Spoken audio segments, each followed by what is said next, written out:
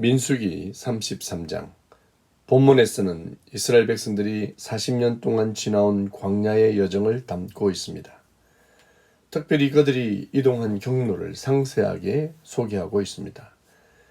이제 이스라엘 백성들은 가나안 땅을 곧 밟게 될 것입니다. 하나님이 이스라엘 백성들을 위하여 친히 준비하신 땅입니다.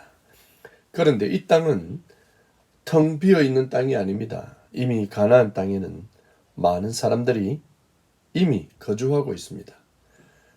원주민이 자리를 잡고 있다는 것입니다. 하나님은 그러한 가나안 땅에 들어가라고 하십니다. 혹자는 하나님을 침략자라고 주장하기도 합니다. 왜냐하면 본문처럼 이미 자리를 잡고 살고 있는 땅을 침략하여 원주민을 몰아내는 모습을 보고 하는 이야기일 것입니다. 물론 오늘날의 관점으로 볼 때 그러한 주장을 일부 이해할 수는 있지만 고대의 삶의 기본은 전쟁입니다. 서로 싸워 자신이 얻기 원하는 것을 얻는 것입니다. 성경도 그러한 인간의 문화적인 부분을 일부 인정하는 가운데 하나님의 섭리와 뜻이 선포되는 것입니다. 따라서 가나안을 정복하는 과정을 단순히 전쟁이나 침략이라고 보기보다는 영적인 교훈을 중심으로 해서 이해하는 것이 필요할 것입니다. 사실 땅의 주인은 하나님이시며 하나님이 이스라엘에게 허락한 땅이 가나안이라고 볼 때 이스라엘은 당연하게 자신들의 땅을 차지하는 과정에 불과한 것입니다. 앞으로 성경에서 전쟁의 사건들이 많이 소개될 텐데 그러한 내용을 미리 이해하면서 영적인 해석을 기본으로 성경을 이해해야 할 것입니다. 그럼 이스라엘 백성들이 가나안으로 들어가서 제일 먼저 해야 할 일은 과연 무엇일까요? 그곳엔 원주민이 살고 있습니다. 하나님은 그 원주민들을 모두 몰아내라는 것입니다. 그들은 이스라엘 공동체에 들어올 수 없는 자들입니다. 그들과 함께 가나안 땅에 살 수 없습니다. 같이 살면 여러 문제가 발생하게 됩니다. 따라서 하나님은 그들을 제거하라고 명령하시는 것입니다. 하나님의 백성은 신앙 공동체입니다. 신앙으로 하나가 된 민족이죠.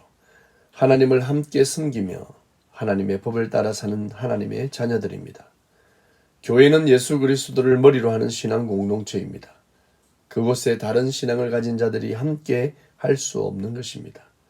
다른 믿음을 가진 자와 함께 신앙 공동체를 지속한다면 당연히 신앙 공동체에서는 균열이 일어날 것입니다. 서로 섞이게 되기 때문입니다. 빨간색 물감과 파란색 물감을 함께 두면 시간이 지나면서 분명 어떤 부분에 보라색이 등장할 것입니다.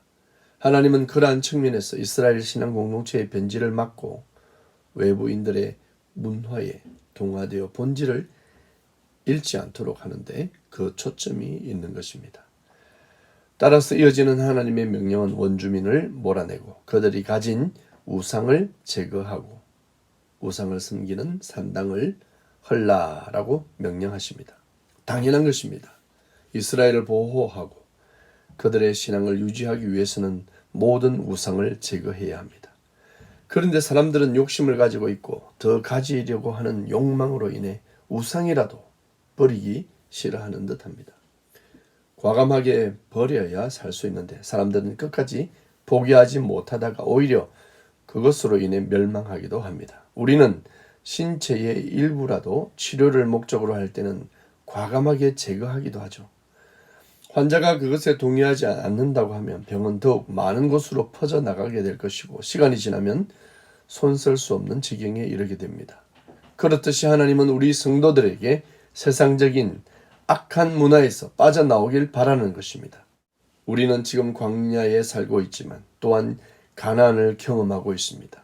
우리는 여전히 세상이라는 울타리 속에 살고 있지만 영적인 가나안 즉 교회라는 공동체의 일원으로 살고 있다는 것입니다. 우리 공동체는 믿음의 공동체여야 하고 우상을 제거하는 노력을 끊임없이 해야 할 것입니다. 이미 교회를 강타하여 수많은 자들이 미혹되어 넘어지고 있습니다. 이단이 가득하고 사이비가 오히려 득세하며 거짓된 지도자들은 성도들의 피를 빨아먹는 짓을 하고 있습니다. 이러한 위기 가운데 우리 성도는 정신을 차려야 할 것입니다. 무엇이 가장 우선되는지를 이해하고 믿음을 유지하기 위한 노력을 기울여야 하겠습니다. 하나님의 명령을 어기고 원주민과 우상을 남겨둔다면 그것은 눈의 가시가 되고 우리의 옆구리를 찌르는 것이 될 것이라고 경고합니다. 여러분의 믿음과 신앙을 지키기 위해서 무엇을 제거해야 할까요? 자신을 돌아보시기 바랍니다. 나는 신앙을 견고하게 지키기 위해서 과연 무엇을 제거해야 할까?